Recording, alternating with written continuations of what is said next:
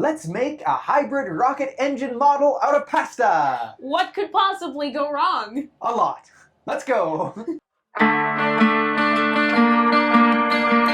Hello, wonderful people. I am Eliana. And I'm Jonathan. Let's build a model of a hybrid rocket engine. But first, make sure you like the video and subscribe. Otherwise, we are not going to send you buckets full of money. Well, we probably won't send you buckets full of money, even if you do subscribe, but you never know. Yeah, that's fair. Okay, first off, let's try and get all of the materials ready that we're going to need to make this model. All right, so we have a jar. Yes, we do. We have hydrogen peroxide. Yep. We have active baking yeast and rigatoni. Rigatoni. Hey, Eliana, did you hear about the Italian chef that died? He passed away. Oh.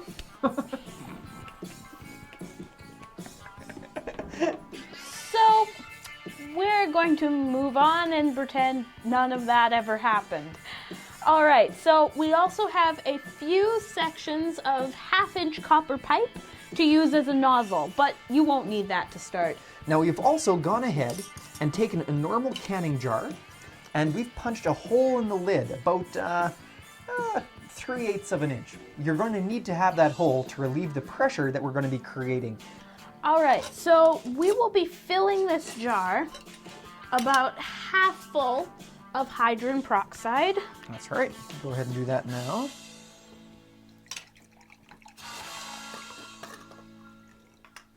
And then we're going to take about half a teaspoon of active baking yeast. And we're just going to pour it right on top there. Now what you're seeing happening, and if we swish that around a little bit, those are bubbles of pure oxygen. Because the active baking yeast includes an enzyme that catalyzes the hydrogen peroxide and produces oxygen as a byproduct. All right, next you're gonna take the rigatoni and place it just over top of the hole. Now, before we light anything on fire, make sure that you have someone with you that knows exactly what they're doing. All right, let's light this on fire and watch it burn. Okay.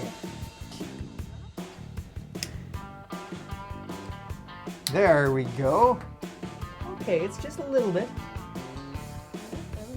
There it is. We just need to mix the yeast with a little bit more of the hydrogen peroxide.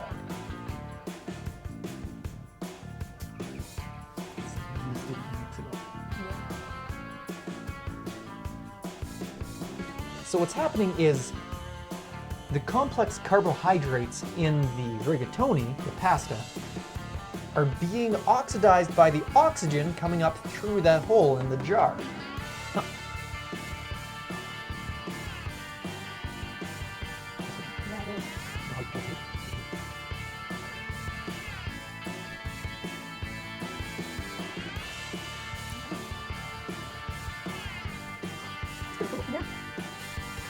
Okay, let's break this down.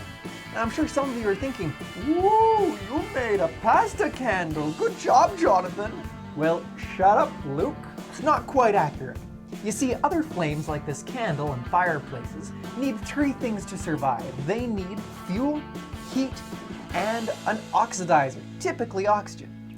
This flame, with the candle and traditional flames, take the oxygen out of the air around them. This model is completely self-sustaining. That's right. This would still be burning like this in outer space. We kind of have to perfect the design, but the theory is sound. Now let's perfect the design. A big thank you goes out to Ken from observationblog.com for help with the explanation of why this works and the design itself. So thanks, Ken. One problem that we kept running into was the fact that when the oxygen was traveling through the rigatoni, it would act as a nozzle and create thrust for the first small amount of time. But then it would just flare out and burn all at once and wouldn't actually provide any thrust. So what we've done is we've cut a few sections of half-inch copper pipe to place over top of the hole. This acts as a rudimentary nozzle and will direct the thrust upwards. That's right. So let's just load in a piece of rigatoni into our nozzle, and then we'll light it up. We will show you the results. It actually isn't a very efficient rocket engine, to be honest, it only provides about 2 grams worth of thrust, which is why we don't turn this upside down and fly off into space. But hey, we'll get what we can take. Yay, science! Woo!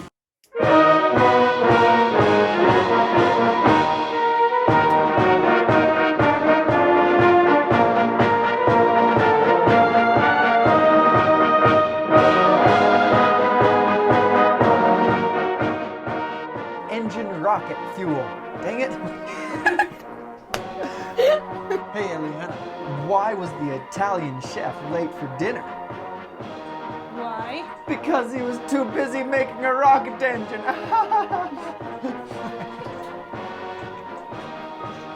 Did you hear that oxygen went on a date with potassium? It went okay. Hey, Eliana. Could you pass the rocket engine over here, please? Oh, thanks. Wait a second. This isn't rigatoni. It's an impasta.